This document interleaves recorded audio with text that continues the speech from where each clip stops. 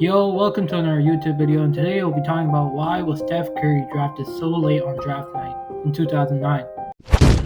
Steph Curry was drafted 7th overall in the 2009 NBA draft. He was a shifty, lethal shooting point guard who impressed at Davidson, yet was said to be too short and unathletic in comparison to other guards in the draft in most draft reports at the time.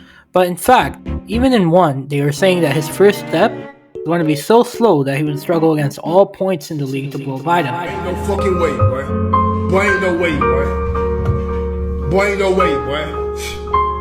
Boy, ain't no way, boy. So on draft night, there was multiple reasons why teams didn't want to draft Curry, but the biggest one was the team that held the 5th and 6th overall pick, the Minnesota Timberwolves. They needed a guard who could run the point, so they picked Ricky Rubio, which was a solid pick and wasn't that bad. But the pick they took after was Johnny Flynn. Get ready to slumber, brother, go home. He was a somewhat athletic guard compared to Curry, but in every other asset, Curry was a better player and a better prospect. But at the time, most draft boards saw Curry being a high-risk, high-reward player. So if you drafted Curry, he had high bust potential. On draft day, Curry was considered to be a Mike Bibby at the highest point of his career. We're talking about ceiling of Curry. And his floor was supposed to be a Steve Kerr or JJ Redick type player. Please don't do it. So someone who spots up and shoots from the corner. Because mainly the only thing people saw translating to the next level was shooting for Curry. Curry got drafted 7th overall. It wasn't smooth sailing from there. Curry had to go through multiple different injuries, from ankle injuries that kept nagging him throughout his first couple years. So because of this, many analysts and people in the media considered Curry to be a very risky player to give a big contract. He had his injury problems, but 4 years, $44 million extension. Good move or not? 4 years, $44 million. That's essentially $11 million a year for a guy with no ankles. It's a horrible contract. No, he played 26 games last year. He's still hurt now. He's played a couple of games. He played a little bit in the preseason, but he was playing hurt.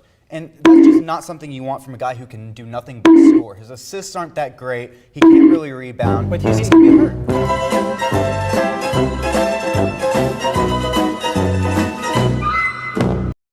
As a whole, throughout that draft, multiple players would be considered steals. Harden went at 3, with Memphis passing on him for the beat. Raptors got DeMar at 9, and Philly got Drew Holiday with the 17th pick of this draft, which was a good steal. But at the end of the day, the best pick of this draft would be the 2-time unanimous MVP, Stephen Curry at 7. So to conclude this video, we can obviously say that the Minnesota Timberwolves made the biggest bonehead decision to draft Johnny Flynn and Ricky Rubio over Curry. But obviously this is hindsight, and we cannot tell at the time, because many analysts considered Curry to be a player who was average size, he can only knock down threes and couldn't defend, while players like Ricky Rubio was considered to be more traditionally a point guard who makes plays. Johnny Flynn was more athletic. So at the time, Minnesota decided on a decision they lived to regret at this time. Hopefully this helped you understand why Steph was drafted this late, and if you want to see more NBA related content about the league, like and subscribe to the channel for more content. And I hope you have a wonderful day, and thanks for watching, and see you next time.